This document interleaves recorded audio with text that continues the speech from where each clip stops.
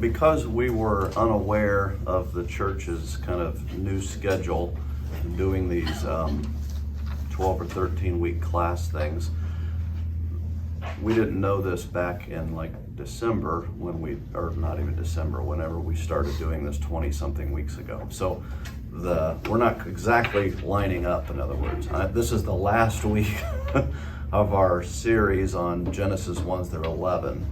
And so, and then I'm off for 2 weeks, which is kind of a rough way to start a new series if you're expecting to come in and kind of jump into the new. So I just wanted to apologize for us not coinciding that well, but it was because we didn't realize that was what they were going to be doing. And so we'll work better in the future to have that coincide. If we're going to start a new one, we'll start it when the series is supposed to start.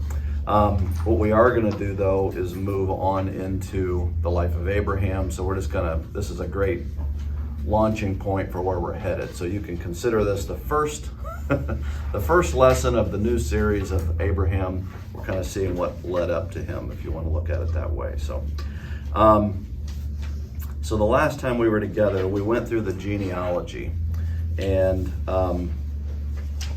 there was a part late in that where I had misread something, and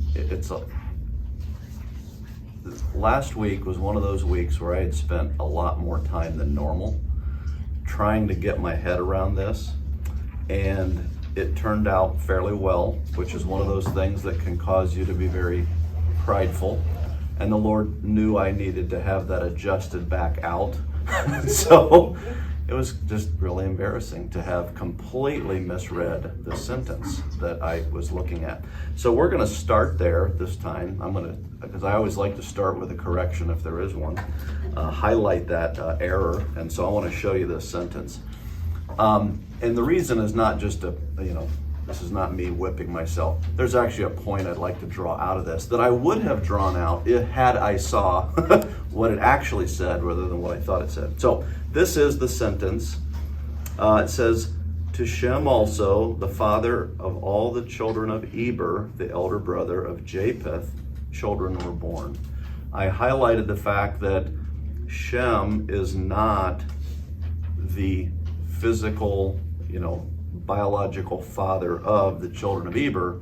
It's simply connecting Shem, the one that was receiving the Noah's blessing, to Eber. Eber is where we get Hebrew from. The Hebrews, they're called that because they're descendants of Eber. And in that language, Hebrew and Eber are connected in a more obvious way than they are here in the English. And so it's simply telling the reader, Shem is, the Hebrews come from Shem. That's what that's communicating there.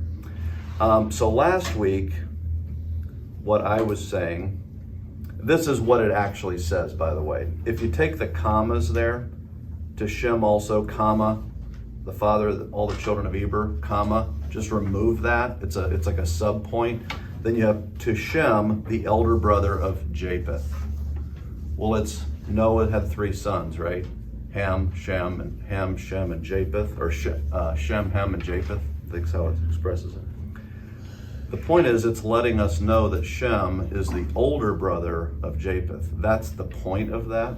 That's one of the points that's being made there. So here's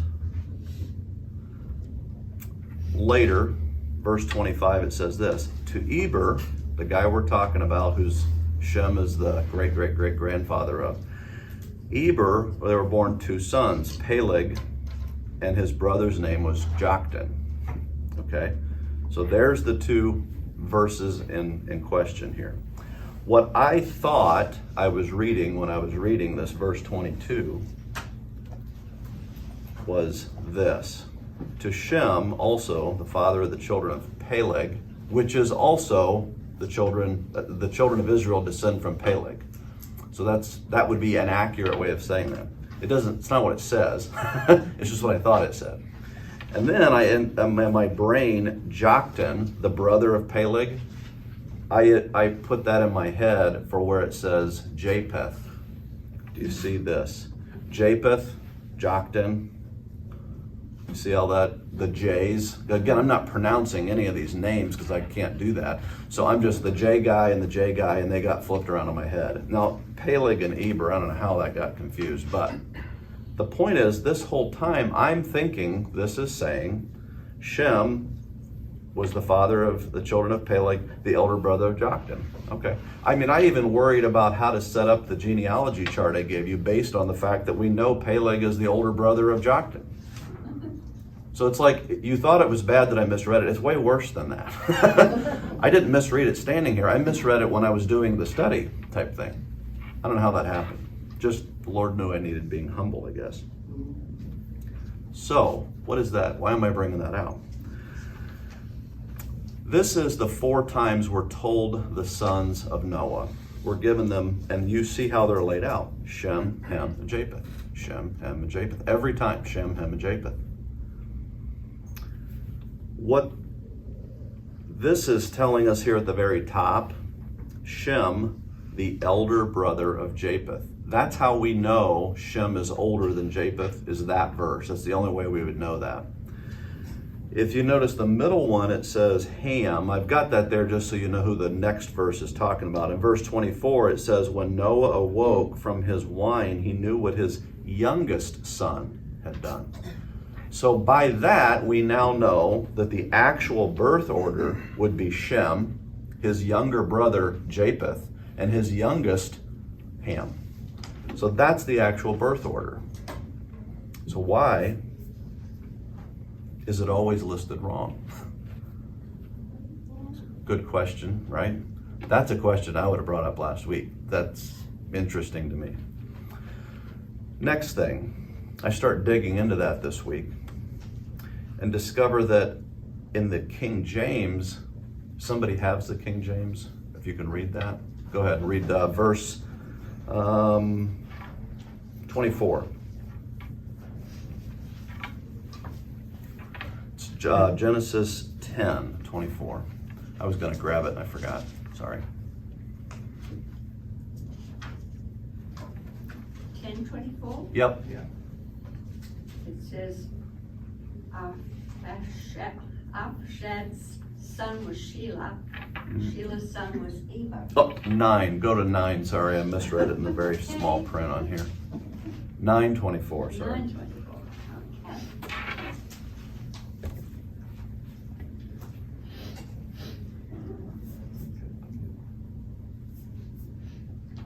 When Noah awoke from his drunken What in the world? stupor, is that the one? Let me find it. 9:24? 9. Let's do 21. My slides are about this big when I'm trying to look at a slide I'm not looking at, so I'm trying to decipher what it says. It's 10. It's I guess it's 10:21. Actually, I don't have my King James. Oh, okay. All right. Well, let me tell you what it says. Do you? 10:21. Try 10:21. 10:21, okay. Unto Shem also, the father of all the children of Eber, the brother of Japheth, and the elder, even to him were children born. Japheth, the elder, is the point I'm getting at.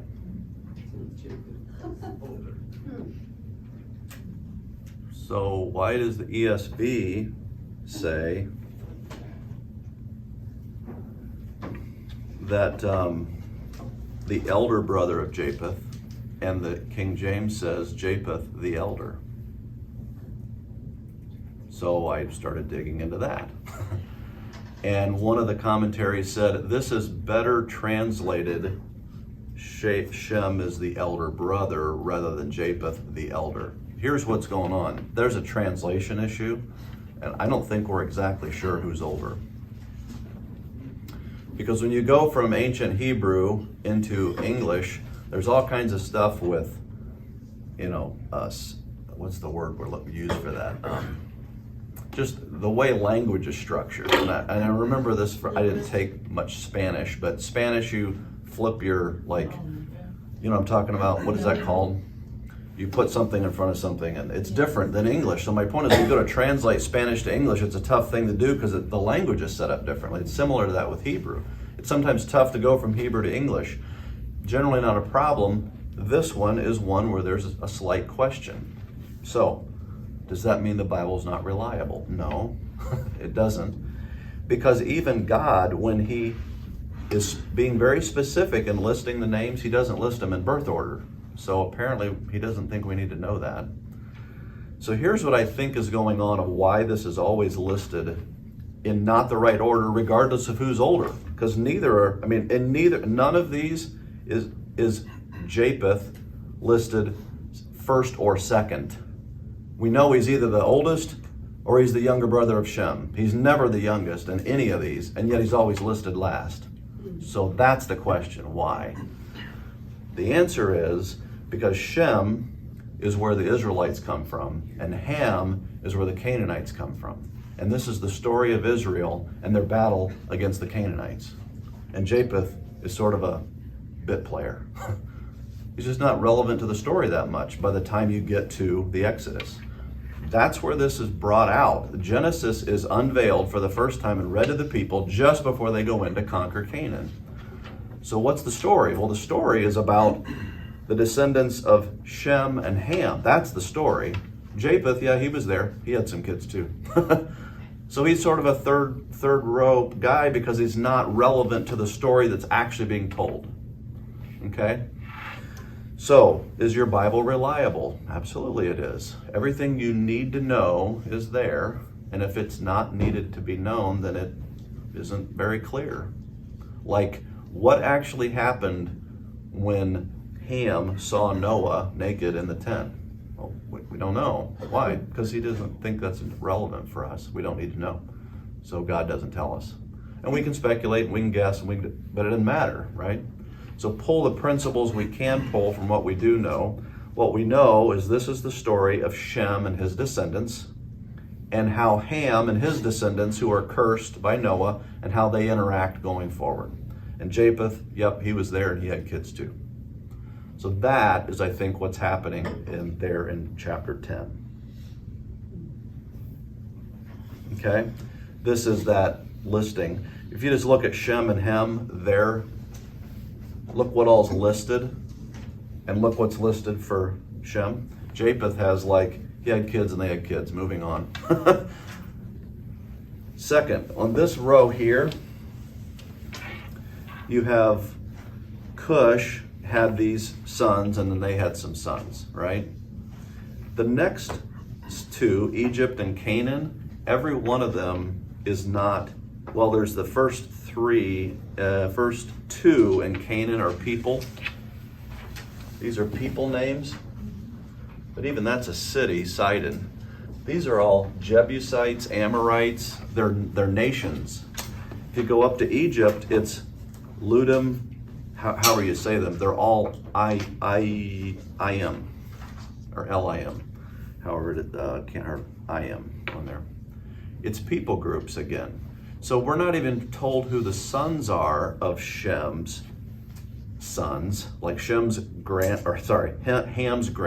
We're not told their names. We're told their nations. Why? Because that's what's relevant to the story. Does that make sense? Again, all buried in a genealogy that we all skip through because it's not that big a deal. And there's actually quite a bit there that's like, no, wait a minute, that's helpful to understanding what's really happening here. But the big story is Shem, because that's the story, is Shem's descendants. And that's why you get all of this detail all the way out to Abraham, or Abram as he's known, and then he becomes Abraham. So this is the story of Noah and his son Shem and his descendants. And then it's the story of Ham and how his descendants relate to Shem's descendants. And Japheth is kind of a bit player on the side, and he's kind of a side character to the main story. And that's why he's always listed last, and that's why he's always listed as, we just don't get much detail about it. So, with that said, now let's jump into the new section. Thank you for taking that rabbit trail. Yeah. He often complains that I do my rabbit trail ADHD stuff, but thank you, it come in real handy with that. Thank you. Yeah, thank you. You're welcome.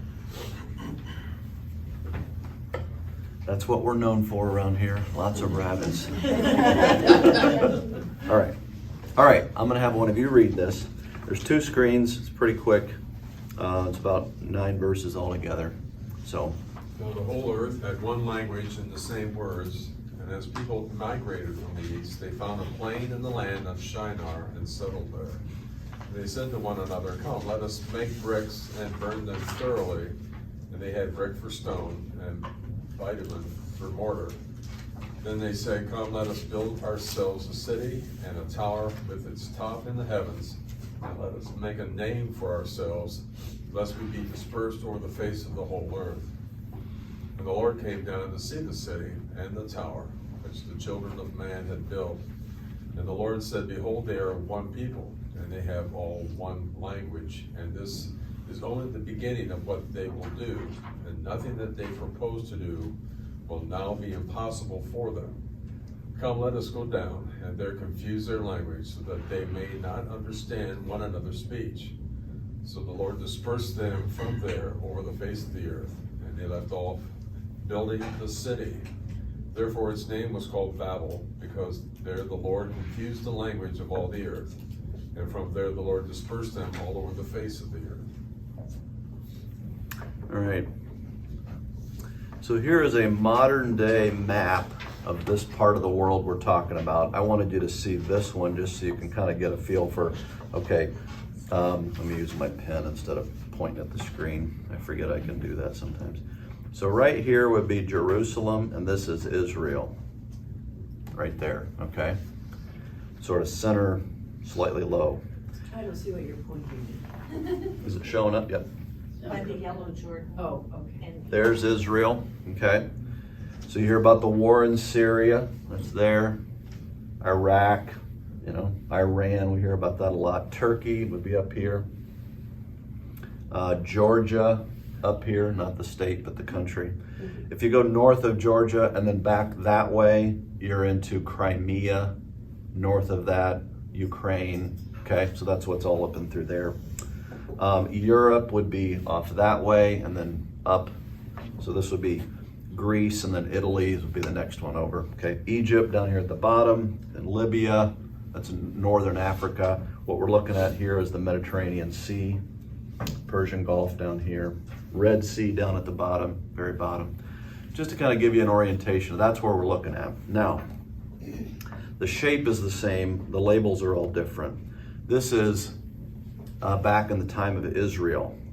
So you have the Hittites that are way up here, and they're a mighty nation in the time of David, and that they don't interact a ton, but they do some, and that's actually the descendants of Japheth, if I remember right. That's where those guys are at. But all the other ones that are part of the conquest of Canaan and all that, they're obviously all right in here. Okay. Now Babylon, they're conquered by later. There's Babylon. You see that. So now let's look at. There's the city of Babylon. City of Babylon is Babel. The Tower of Babel is called Babel because of that, but it later then is expanded and turned into Babylon. So Babylon and Babel are the same place. Ararat, the ark came to rest on the mountains of Ararat. It's not a mountain. There is a mountain there called Ararat, but it's a region. It's like the Rockies or something, you know, or the Appalachians. So the point is we don't really know exactly, but it's point being in that general area. We know it's in Turkey, somewhere up there, but we don't know exactly where.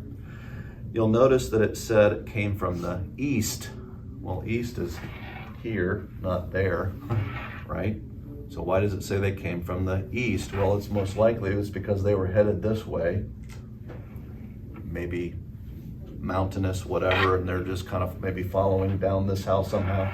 And then as they migrated east, so not a problem, but that's most likely what would have happened. And we're about 100 years later from there to there. So it's not like they had to sprint. Over time, they kept moving and moving, and they were moving down, and then they moved east, and they ended up back here. By the way, when we looked in Genesis, back in chapters 1 and 2, you got the creation, and it talks about the Garden of Eden, and there are 4 rivers that flow, Euphrates. There's the Euphrates River.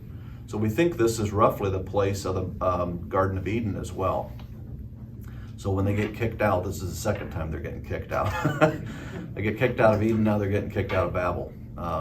It's not the same place, but the same general area. So just to kind of orient that in your mind, okay? So that's the point of that. So now let's kind of walk our way through the actual text and see what we're looking at. Now the whole earth had one language and the same words. On first glance, clearly that's saying the same thing twice, but it's not actually. I can't remember,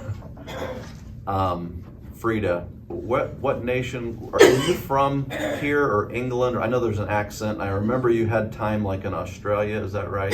But were I was you, born in England. okay, And grew up in Australia. okay, so awesome. You're my example this morning. We have the same language. We do not have the same words in all cases. Meaning there are things in England, if I said, I was training this lady, this is a funny story. I was training this lady, she had grown up in England, she was a young lady in her 20s and she came here. I was teaching her selling stuff and we had gone into this business and she was running the show and I'm there kind of, we get to the car and she is just completely stressed out. And she says, I don't think this is too bad to say. This was 20 years ago. She says, oh, bloody hell, I need a fag. And then realized what she had said and panicked and looked at me like, oh, shoot, there's going to be an HR issue. And I was like, I listen to enough British novels. I know what you meant. It's okay. Get your lighter and cigarettes out. Please get out of my car first. Right? Same language, different words. If I said, oh, bloody whatever, people would be looking for bandages. No, it's just an expression in England, right? The other is kind of, yeah, that's what they call cigarettes, right? That's what's being said. It's not just that they have the same language. They even have the same idioms. They have the same words. They mean the same things. It is literally like Ohio and Indiana type of thing, not like America and England or America and Australia. Same language and same words. This is a very cohesive speech that they have. That's what that's being said there. Okay? Yes, go ahead.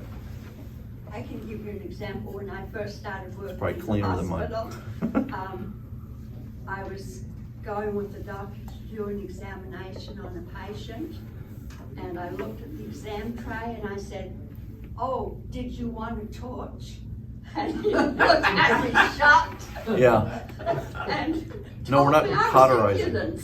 Yeah. But I didn't realize that I Yeah. used Yeah. the British expression for a flashlight. Yeah, he's not cauterizing today, yeah. Yeah, no, it's just, that's great. Thank you for that one. It's something you don't forget. So, and MacArthur is one of them that brought that up, and he speaks all over the world, and he says that on more than one occasion he has said some horrific thing that I won't even tell you what I said because it's too embarrassing type thing, but yeah, same kind of thing. You just say something you're not aware of what you're saying, and because the words are different, language is the same, words are different. Go ahead. Did you have something? Just same example, when I went to Australia, 4 guys in the Bible college took me aside and said, these are 4 words you don't want to use in Australia. Yeah. You might use it And then in America, yeah, sure, helping you out, being a brother. All right. As the people migrated from the east, again, they had apparently moved south, and now they're going to move east. And they found, From the east.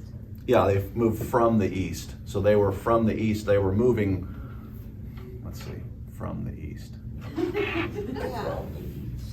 So now that we all know I can't read, we now know I don't know my sense of direction either. So apparently they came this way, and then they moved from the east this way. Sorry. No. No, from the east. This is east, right? And they moved from the east to Shinar. Yes. right? It's backwards. They're moving west, but they came from the east. Yeah. All right.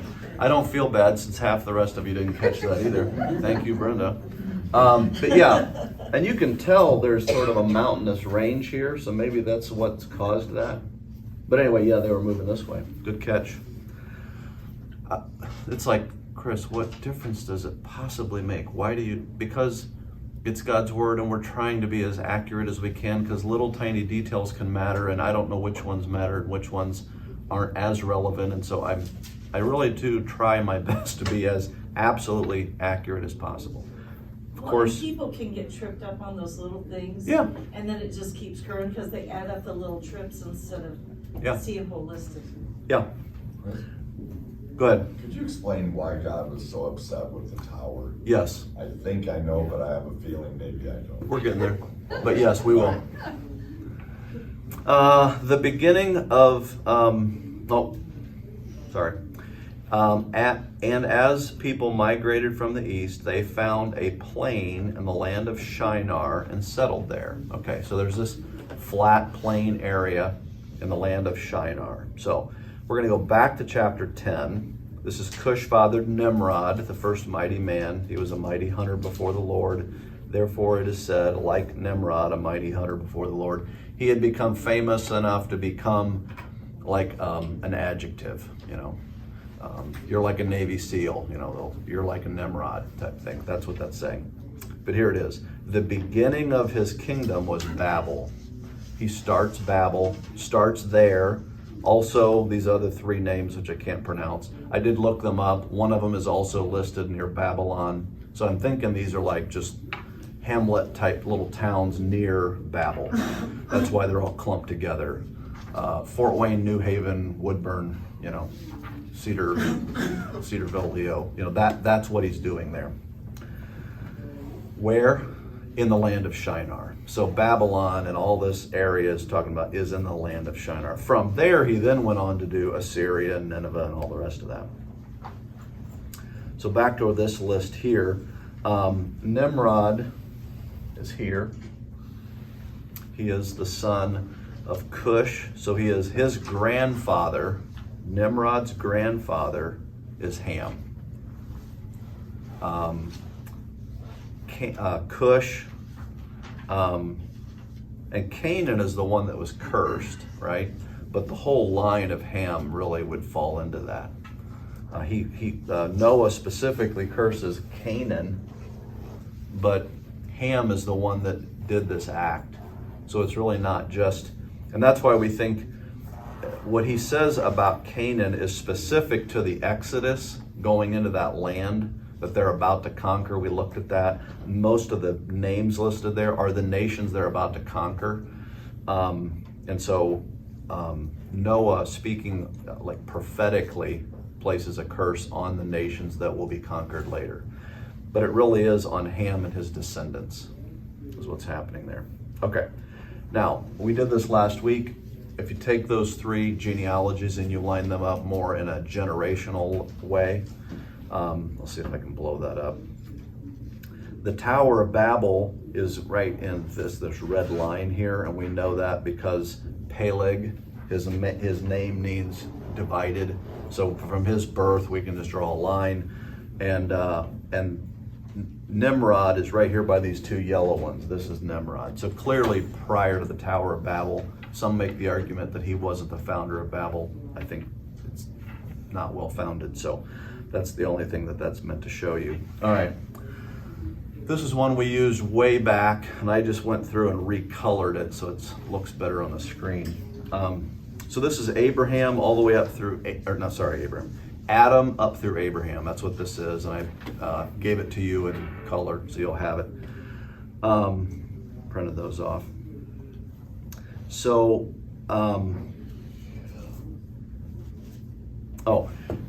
Adam's dies here. So you can draw a line down and say, who was alive at the same time Adam was? Who could have known Adam? So obviously, Methuselah, right? Methuselah could have easily known Adam based on the life overlap. It's not like there's a 1 week overlap or something. There's multiple years. It's potential that Methuselah may have known. And he's Enoch's son. Enoch walked with God, was taken, right? So might his son be a follower of God? Thinking potentially yes. So might they have gone and visited Adam to learn more about God? So it's not unreasonable to think that Adam may have known Methuselah. What's interesting is Methuselah, his life overlaps quite a bit with Noah, the preacher of righteousness. So Methuselah wasn't one of the saved. Well, he might have very well been. He died and then the flood happened. There was only 8 that were alive that got on the ark. Methuselah dies before the ark. That's what kind of his death brings about the flood. If you remember, we talked about that. And then Noah comes clear out to here, and it overlaps the life of Abraham.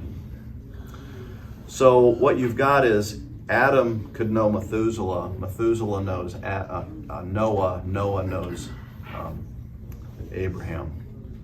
So there's like 4 people between Abraham and, not genealogically, but relationally, you could have 4 people between Adam and Noah. Just kind of an interesting thing.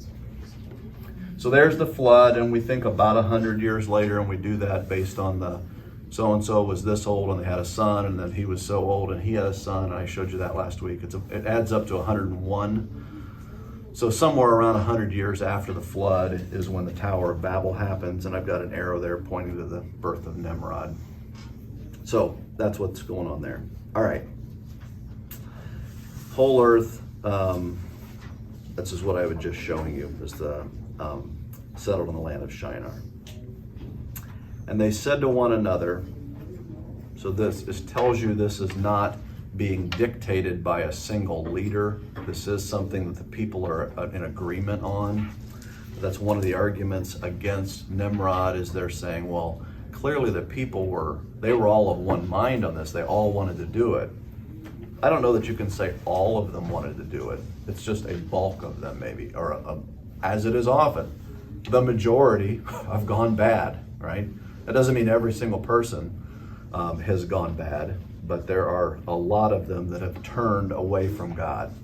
And their leader, we think, would be Nimrod.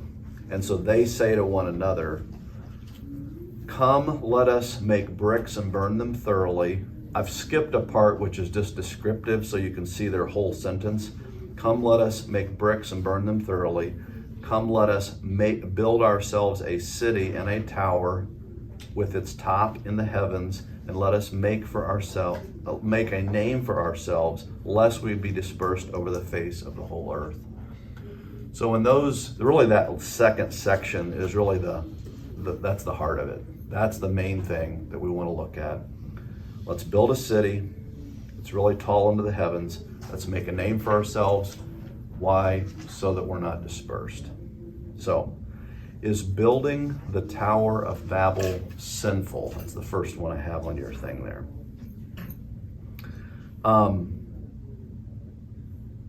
Is it sinful to build a tower? No. Right? No. Let us make bricks for stone, and I don't know how you say that. Bitumen. I don't know how you say it. How did somebody say it? Bitumen. Bitumen?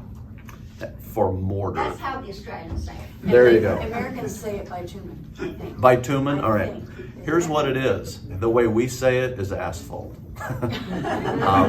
Tar is what we would call it, yeah. Mortar. No, for mortar. They used it as a mortar. Mortar is what you put between things to glue them together. We use Portland cement now for that, right? Well, they used bitumen, or however you say it. But what we know is there are these vast pits of it in that part of the world. They're black. They used to call it the gates of hell, like when great... What is it, like ash? No, it's super sticky. It is a tar. And it's in those areas, and it's what they make asphalt from today. So it's this really sticky black tar substance that's just in the ground, and they would scoop that out, probably heated it up. They'd make these bricks and they'd spread that sticky tar, and then they'd place the bricks so that it couldn't be dislodged. what, to make the bricks, they had like a. Clay, something like that. That's why they thinking like baked them. something like a candle to put, I don't know, what am I trying to say? Come, let us make bricks and burn them thoroughly. So let me, real quick, and then I'll get to you. Like a If you- mold, right? If you take clay in a river, you can literally like scoop it up and it's real malleable, right? What do they do with clay pots, right? They have it very wet, they mold it into a shape, they put it into a kiln, and they bake every tiny bit of moisture out, and then it is absolutely rock hard, so hard that if you drop it, it will shatter. You know what I'm saying? That's pure clay. Well, this is, they took and made bricks, so they formed them in shapes somehow, I don't know. And then they would burn them, baking all the moisture out. Now they've got this really hard square block as a building block, and then they'd put tar and they'd stack these things together. Think making a brick house. The point is, it would have been better to use stone. They didn't have stone, so they made bricks. They're very determined, we are gonna do this. Think about the amount of work involved of digging the clay, moving the clay, mixing it, forming it, baking it, getting the tar. I mean, these guys are absolutely committed to doing this. Would they have been really large? We don't know. No idea. Go ahead. Does it say how long it took them to do this? We don't know. Or even how far along they got. We don't know. Go ahead. Well, the Lord told Noah when he Mhm. was building the ark that he was to seal it With pitch. with pitch. Yeah. Because it's Tar water. bitumen. It's Yeah, the same word, Ed. I was gonna bring that up. It's a good point. It's the same thing Noah used to seal the ark. So it's not just a wood ark, it's a wood ark coated in this tar substance as a waterproofing agent to keep it sealed tight, which is kind of amazing. So they had bricks for stone and bitumen for mortar, or bitumen, or however you say that. I keep saying that. Now, so that's the like the mechanical side of it. That's what they're doing. Now why are they doing it? Come, let's build ourselves a city and a tower with its top into the heavens. So now we know why they're building a tower, why they're building, why they're making bricks, why they're doing all this work. It's so they can build a tower that reaches up into the heavens. Now, why are they doing that? Why are they building this tower? Why are they trying to get it to reach way up into the heavens? To be near God? Because let us make a name for ourselves. They're trying to become famous. They're trying to become well known. Why? Because if you build this tower now think about this for a second. You live in tents, maybe you have herds, and you're in an area and they eat all the grass, and so you pick up your tents and you move to fresh grassland and you replace your tents, and then they graze, and then you pick up and you move, and you just keep shifting and moving and moving, and they've moved from way up there to way over to here, and they're like, let's stop moving.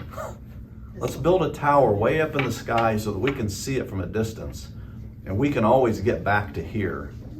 You're not gonna build a tower and walk away, right? The whole point is to make sure they don't leave the area. We're gonna stay here. How do we know that? Lest we disperse over the face of the whole earth. The point of this whole thing is not to reach God. They're not trying to invade heaven. They can tell you can't build a tower that tall. They don't know where he's at, but they can see he's not right there. This is about not spreading out. Build a name for ourselves. How? By creating this massive community of people that would all gather around. They're gonna build a huge city based around a tower that everyone can see and get to. That's what's going on. Now, why is that bad? Because they're literally saying the opposite of what God had said. Fill the earth. Twice been commanded. Once to Adam, once to Noah. Fill the earth. They're supposed to spread out over the face of the whole earth, and they're literally trying to do the exact opposite of what God has told them to do. I think I have a hand here. Real quick, just that they're creating an idol, which is they're creating their own God. Yeah, themselves, yeah. Right. But it's all based on a pride, you know what I mean? Yeah. I have another one. Okay. Lest we be dispersed over the face of the whole earth. So, To answer the original question, no, building a tower is not sinful. I think I got several no's. However, defying God's command to fill the earth is a sin. And what caused this? What led to this? This rebellion was based in pride. I know God said we should do that. Let's not do that. Instead, let's do this. Let's make a name for ourselves. Let's become famous.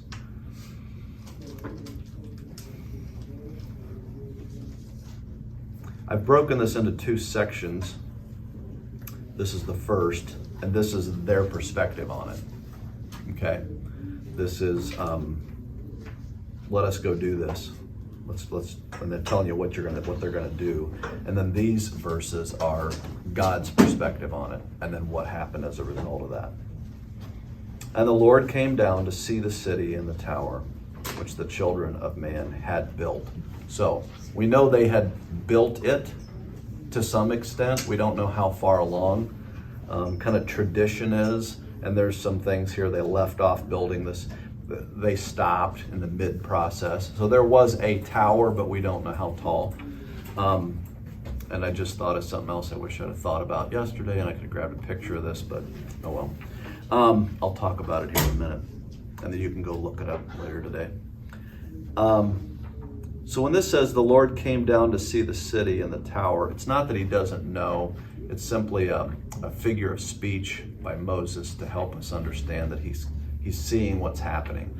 He doesn't come down, he's here, you know what I mean? God's omnipresent. Now, is this a way of referencing that maybe the pre-incarnate Jesus, who makes several appearances in the Old Testament, maybe he comes down and is walking around? I don't think we can go to that extent. I think it's more of just a figure of speech. And then the Lord said, so now we're going to hear the Lord's perspective on it. Behold, they are one people and have one language, and this is only the beginning of what they will do. So he's seen that they have become well organized, they're working together on a common task, and there's no impediment in their communication, and they are building this city. They are doing it, and this is just the beginning. This is going to lead to the next thing. There's a chain of events that are unfolding, and they're already on their way, is what he's saying. This is an astonishing sentence. And nothing that they propose to do will now be impossible for them. That is not man being arrogant. That is God speaking accurately about what his image bearers are capable of. Don't miss the fact that that's God's statement about his image bearers. There's nothing that they won't be able to do if they set their mind to it. Can I, without aid, jump the Grand Canyon? No. Is this saying the opposite? No. So obviously put that in the context of reality, but could you put a man on the moon? Well, no. Well, except maybe we did. I think we did. I know there's a lot of debate about that these days, but I think we actually did. So here's the question, and Gary didn't get his answer. Well, I'll have to tell him later.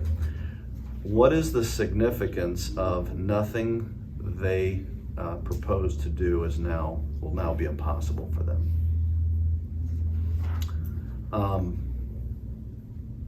I don't really have a lot on that other than I'm just gonna give you, here's what I think it is. God is stating that his image bearers can do astonishing things when they work together without obstruction. If you don't place barriers in front of them and they'll literally work together, it's almost unlimited what they are able to actually do. But because of their sinfulness, this will ultimately lead to self-destruction. It's amazing what they can do, not good stuff. You know, we figured out how to split the atom. What an amazing thing. Now we can kill ourselves in much faster ways than we used to be able to, you know, this right? So a lot of this is self-destructive. And so he puts limits on them by splitting them up into groups that are now at conflict. And you'd think for all of time, I'll get to you in just a second, all of time, there's nations battling against other nations, and we see that as this great evil, and many thousands and millions of people die as a result. That's bad. But what's the alternative to that? Think about what's the alternative to having nations. While you're thinking, let me go here. Well, I was just thinking, how many people would you say are on the planet right At that point, did some math just roughly, and I've read different people, and it's in the thousands. It's not, or it maybe even less than 1,000. Somewhere between 500 and 1,500 or what. We don't know how many kids were in these generations. We get a list of a few, but we're not told how many. So that really, the population really expanded once the ark. Yeah, it went. I mean, if you just look at that genealogy thing, help me remember. I'm on slide 46.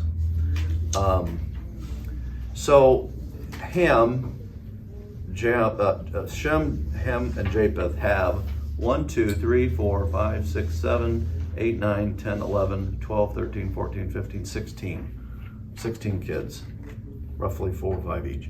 Is that really all they had? I don't know. They were around for hundreds of years. Is this just the key players like we talked about earlier? It might be. We're not listing any of the daughters. So obviously there's children born that aren't listed. So we might have 15 each. So we don't know is the point. But if you just took like 5 per generation, everybody that's born has 5 more, and you just do the math that way, you're in the 500 people, 800 people, something like that. So, relatively small population, which makes the Tower of Babel even more amazing. That to me seems a lot of people, not a little people. Well, think about a family. My mom comes from a family of 13 brothers and sisters. I don't remember. I can never remember if it's the total of 14 or a total of 13, and they had a couple die young, and so it's hard for me to remember all. My point is, you have a family reunion right now, there's several hundred people showing up, if everybody'd come, because this family started back in the early 1900s. We're at the 100-year mark. And they've 13 been on the planet times. for 100 years now? This has been 100 years from the flood, yeah. So there's some people. So let me do this. Japheth and Ham and Shem, these kids started being born immediately after the flood. So you've got 16 in the first generation. I'm not counting the blue lines, but there's a bunch more. And then the next generation out is a whole nother slew of people. It's Eber, his generation. We only have Eber and those two. That's the only part of that generation we even know about. This is Peleg and Joktan. That's where the Tower of Babel happens. So how many kids are in this generation and how many kids are in this generation? We don't know. And a bunch of those of this generation might have been born before he was. You know, you've seen, what is it, like cousins, or no, that my cousin is, how does that work? When the youngest daughter or oldest daughter has a child and then mom has another child, right? So your aunt is younger than you are, or whatever, you know, it's like, all my aunts are old, right? But I'm older than my aunt, and that can happen, right? Especially in this line. I mean, they're living really long time periods. So we don't know, but we're just saying 500,000, 1,500, something like that. Quite a bit of people, but not an overwhelming number. All right. So why does God confuse their language? And I think that goes to answer part of the question of why was it so bad that they built the tower. One of the reasons is it was a direct opposition to God's command. He said spread out, and they said no. So that was why it was a bad thing. It also, he did this because of them. By them working together, you people are going to wipe yourselves out pretty quickly. There's nothing you can't do, and it's going to lead to bad things. So why did he confuse the language? Let's work our way through that. So, let's see. This is let's see. All right. Come, let us go down and confuse their language, so they may not understand one another's speech. So part of why he did this was to create that barrier or that impediment. If you've got 500 people and you create 70 languages, every group is now really small and they start drifting apart from each other. And now you're almost back to the flood again. You know, you've just got this little group of maybe a family, 8, 10, 12 people, and they're off over here, another 8 or 10, 12 off over there. And so you've slowed them down in that way. But then the next thing is they now can't, once they start getting bigger again, there's now conflict between each other. So over here. When God confused the languages, was that immediate? Or I is think, this- yeah, I think it was a supernatural, it's tongues on a permanent. You know, you don't speak a language you don't know temporarily. No, you think you're talking normal and it's Chinese. It's like, what?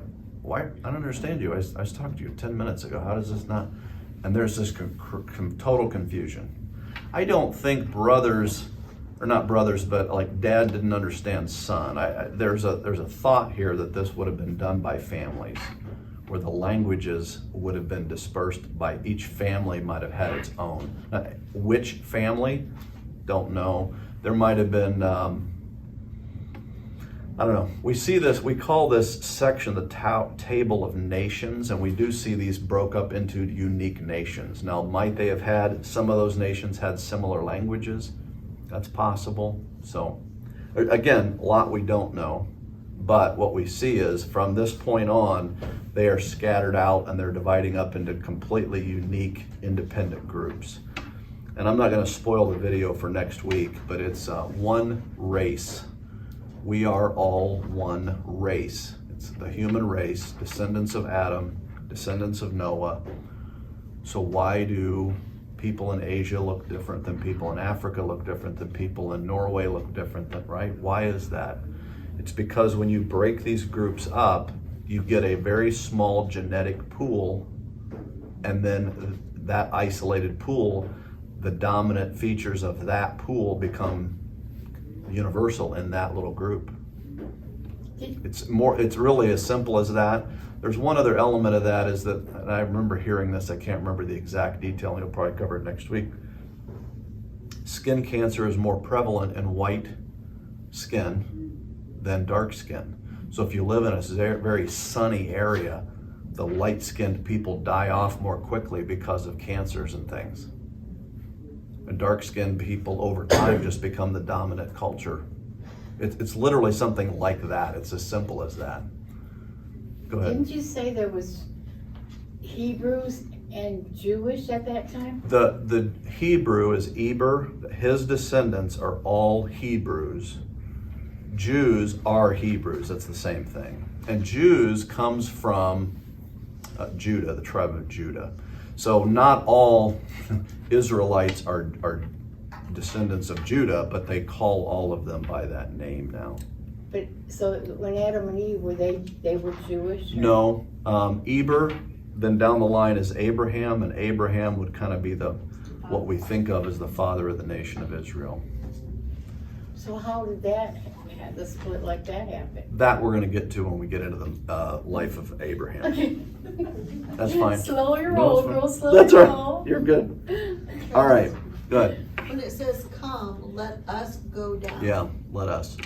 I do think that is the Trinity is what's talking about there. I mentioned that before when we went through Genesis. When it says, "Let us make man in our image," and I said I think that's the Trinity. And then later I came back and said it might not be the Trinity. He might be referring to Elohim in general, and he's using that kind of plural we. Like let us invade Iraq. Well, the guy saying that's not invading Iraq. He's sitting in an office somewhere. It's a more of a plural we. So we looked at the fact that Elohim, God is an Elohim. It's simply a heavenly being, but not all the Elohim are Yahweh. There's only one Yahweh. Yahweh is very specific That is the God who created everything. But an Elohim is simply a spiritual being. And so the point of that is, might he be talking amongst the council of angelic beings? That may be what's happening in the earlier part in Genesis when he says, let us make man in our image. He's the only one making anybody. And so that's what makes me think it probably is the Trinity that he's talking about back in Genesis 1. This one, again, I think this is the Trinity that's doing that. So,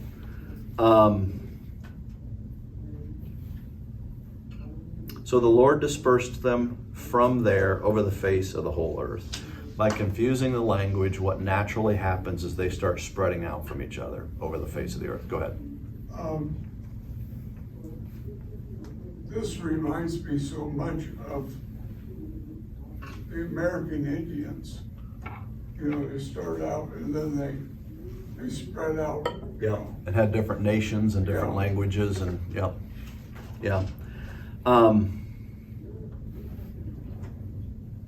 They left off building the city. They weren't finished is the point. We know they didn't finish building it, but it was still there. And that's why later it becomes Babylon. They like come back, or the few that stayed, they kind of kept building and they turned it into the city of Babylon. But they didn't finish this before God did. We don't know how far along they got. So it becomes known as Babel because the language turned into just babbling non-coherence. If you don't understand, I know what I'm saying. I know what I'm saying to my son, but this guy over here, he's just babbling along, right? So that's where they got that from. That's why they called it Babel. Because there, the Lord confused the languages of all the earth, and from there the Lord dispersed them over the face of the earth.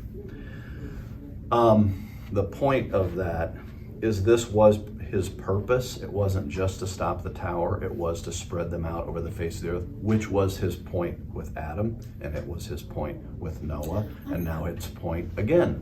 He's determined, I'm spreading you people out, and if you don't do it voluntarily, then I'm going to do it this way. I'm going to create a bunch of different people groups and start sending you out that way. I had something over here, maybe, before I come to you. No? Okay, go ahead. What was my question? They did not realize how large the earth was, I don't. No, they had no idea. That there was like the whole other side. Yeah, that's a pointless story that I don't need to go down. Go ahead. But yes, I mean, we're all limited by our scope of understanding, and they had no idea until much, much later. Much later. Yeah. I always say we think we're getting smarter, and Galileo, 500 years ago, with a stick and his pencil figured out the diameter of the earth. I'm like, what? You know, That's smart, just by the kind way. of off the question, Einstein. Now, I never realized, because until I started reading National Geographic, that Einstein was actually in my generation. Oh, The yeah. 50s, he was Right, the that's still genius of around, the yeah, 50s. yeah. And like I never realized, I thought he was Way back. way back. But Yeah. Go ahead. What do you think would have happened if God didn't come down and confuse all their languages and they stayed together? I think they would have probably killed each other all off, is my thought, but I don't know. So, Yeah. which is a good segue. Let me do this. I want to talk about some more stuff, but let me finish getting this in. So this is in Acts 17. The God who made the world and everything in it, being Lord of heaven and earth, does not live in a temple made by men, nor is he served by human hands as though he needs anything, since he himself gives all mankind life and breath and everything. And he made from one man every nation of mankind to live on all the face of the earth, having determined allotted periods and boundaries for their dwelling places. This has probably been never more relevant than right now. Boundaries and allotted time periods. Nations stop having boundaries and they stop having time periods. Are we seeing the end of that? I think we might be. We'll find out, right? But the point is, we talk about it is appointed unto man once to die and then the judgment. And we know the word appointed is the word we use for appointment. So you can say to someone, you have a specific appointment on an exact minute and second on a date of a calendar, you will die. God's the only one that knows that. That same principle applies to nations. Egypt as an empire went from here to here and it stopped. And then there were people still there, and then there's no nation Egypt now, or the Hittites are no longer around. They're just gone. And they were the dominant empire for many years. Empires come, empires go. But the main point I want you to see here is God is the one who made nations. So why does God confuse their language? I want to lay this out, then I'll have a final thought, and then we'll wrap up. Why does God confuse their language? By creating different languages, God does several things. He causes them to spread out over the whole earth. That's pretty clear. By dividing them into different nations, he slows their development of self-destructive inventions. There's nothing they can't do if they can work together. Well, let's stop that. That'll slow them down. Their inventions will be self-destructive. By the way, if that's hard to grasp, go study the Inquisitions, right? Or go study modern, defense contractors. It's like we're very inventive on ways to kill people, right? This also, think about this. This also protects them from an all-powerful world ruler.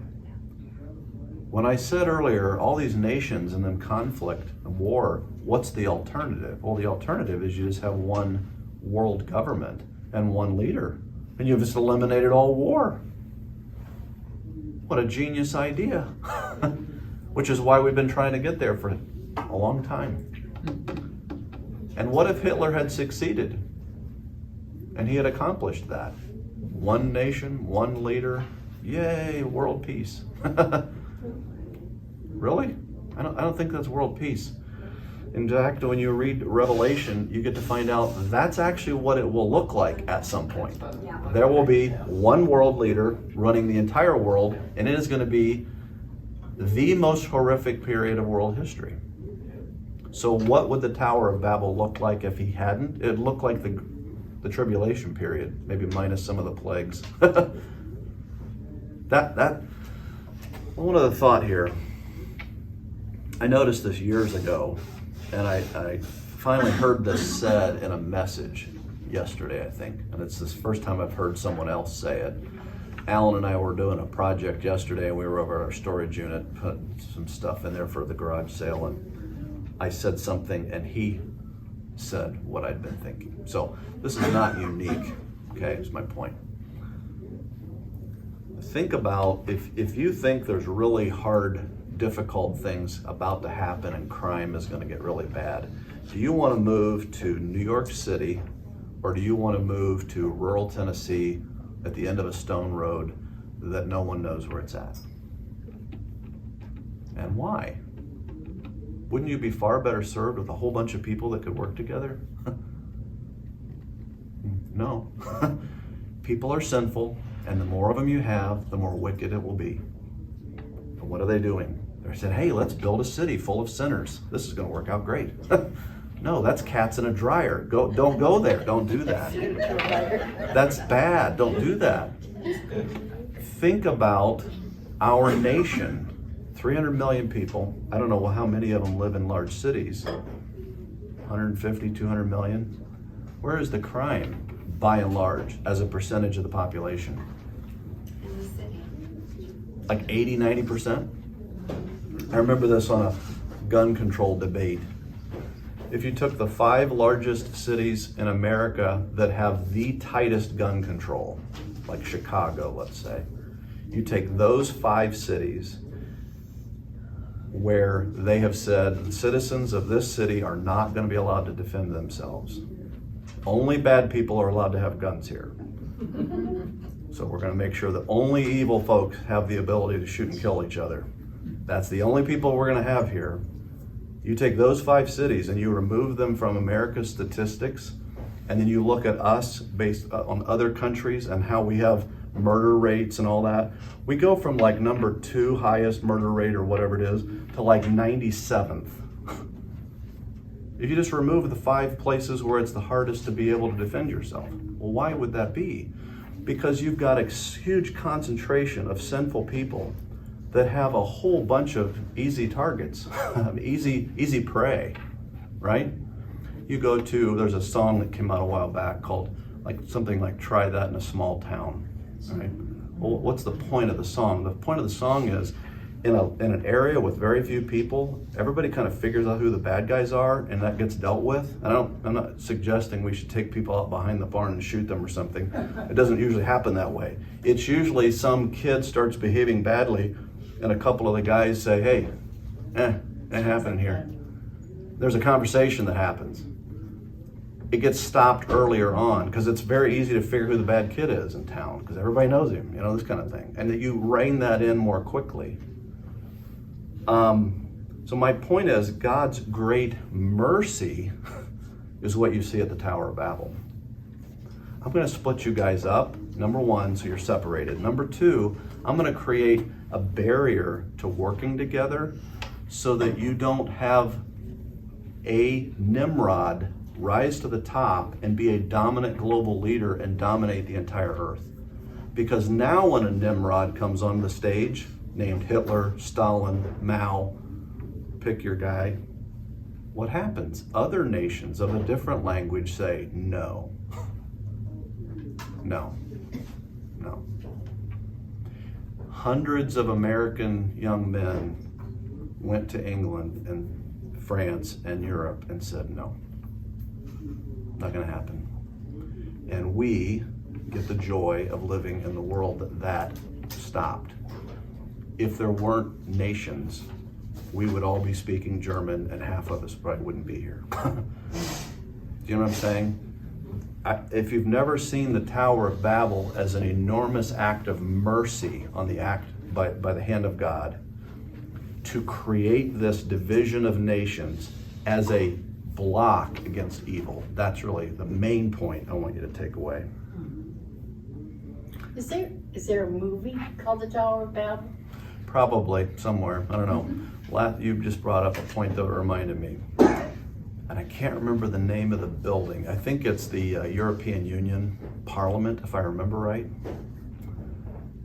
If you look at it, it looks like it's an unfinished building. It's this round building with like steel structures sticking out and different stuff, and it's like half built. It's modeled on a stamp or a photo or whatever of this guy who drew a picture of the Tower of Babel. Obviously not, he didn't take a picture of it. He said, okay, well, we know that there was a tower and we know that it was partially built. So he painted the Tower of Babel as a half-finished tower. And the European Parliament is modeled after that painting because they are reestablishing Babel. World government, global government, which they eventually pull off, by the way.